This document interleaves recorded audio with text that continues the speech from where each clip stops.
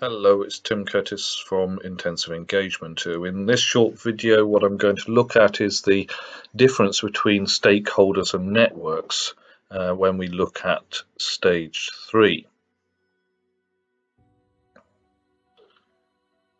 In the previous step 2, we've been looking at the physical assets of a particular locality, and we've been identifying people and their skills and capabilities.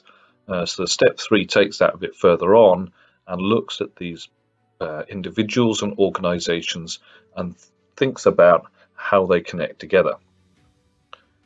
In my training, I make a distinction between grass tips and grass roots consultees and people who participate in our community engagement. The grass tips people are the usual suspects, the people we quite often find at community organisations and consultations. And sometimes we want to get them involved, but we need to also work beyond and past those grass tips people down into the grassroots, asking ourselves who are the unusual suspects, the sorts of people who aren't necessarily involved or wouldn't otherwise get involved in working with police forces and with community safety organisations. So having looked at a particular neighbourhood and found all the possible community assets, both organisations and people, we want to understand how they connect together, or in many cases how they're not connected together. And in this we use the idea of social capital, the flows of information and resource that doesn't involve cash. So where organisations and individuals are connected together and share resources, ideas, skills. And in many cases where there is a vulnerable locality, these organisations, where they exist, aren't connected together. So we want to try and connect them together so that they start working together as if they are a community. And this is quite an important distinction, that a neighbourhood is a place where people live and do their business, but a community is where people act together in concert with one another. And what we want to do is find where people are actually behaving like a community, but where they're not, begin to connect them together so that they can behave as a community. And to do so, what we're looking for is key individuals who have high social capital. So where an individual might have lots of acquaintances and knows lots of people and know people who they can go to when they get stuck and where there's a problem. And those are the sorts of individuals who really want to get involved in these projects.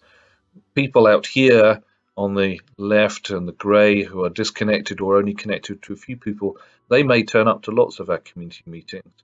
But really we're working for this sort of person who is the centre of a large network, or where these individuals are here separate and not communicating, we want to be able to bridge them and connect them together into one large community. So the rule of thumb we have here is looking for highly capable and highly connected individuals. We want to map them out as well. So when we are walking around and doing our primary investigation, we want to look out for these people and note them down. And then the next step is to begin to connect them together in a network map like this, trying to find out who knows who is highly capable and highly connected. And those are the sorts of people we'll be looking at to work with quite closely in the subsequent steps. So using the idea of social capital, what we want to do is to identify highly connected and highly capable people who are able to connect across their neighbourhoods and influence, change and recruit other people into the intensive engagement process.